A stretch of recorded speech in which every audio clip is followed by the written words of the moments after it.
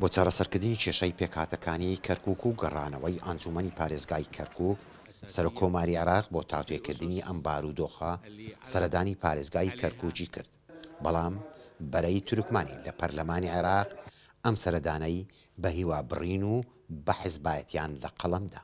كنا نأمل من فخامة رئيس الجمهورية هیواخواز بووین کە فەخامەتی سەرۆکۆمار بە نەخشەڕێگایەکی تازەوە بێ بۆ کەرکووک، بەڵام ئەوە ڕووی نەدا خۆی بەستەوە بە مادەی 140 لە کاتێکدا ئەو مادەیە بنچینەی کێشەکانە لە کەرکووک و ناوچە تێکەڵاوەکان. سەردانەکەی حزبی بوو، سەردانێک بوو بێئومێدی کردین. لایەنە شیعەکان هانگاوی سەردانی سەرۆککۆماریان بۆ کەرکووک بە چارەسەری کێشەکان وەسف کرد. تا ئێستا سەرۆککۆمار هەوڵەکانی میانڕەوانە بووە سەبارەت بە بابەتی ڕاپرسیش ئەو بەشێک نەبووە لە پرۆژەی جوداخوازی. لەو باوەڕەدام پێشنیازەکانی زۆر باشە. سەردانی بۆ سلێمانی و کەرکووک لە چوارچەوەی ئەو بڕیارەدا دێت. بڕواشم وایە ئاکامی دەبێت.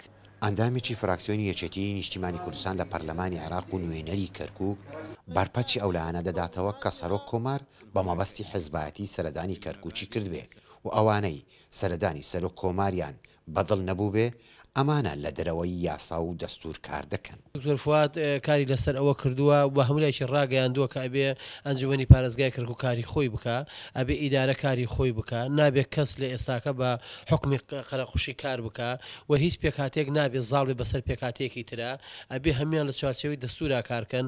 بۆیە کە هەر کەسێک کە ئەم گۆتانەی کاک دکتۆر فوادی پێ قبوڵ نەبێ پێمان وایە کەسێکە لە یاسا دەرچووە.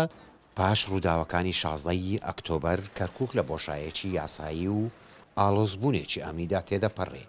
سەردانی سەرۆککۆماریش بۆ کەرکووک لە خۆیەوە نامەیەک دەگەینێ کە دەبێت گشت پێکاتەکانی کەرکووک لە ژێر سایەی دەستوری عێراقیدا بژین بۆ ئەوەی کێشە هەڵواسراوەکان بە زووترین کات چارەسەر بکرێن.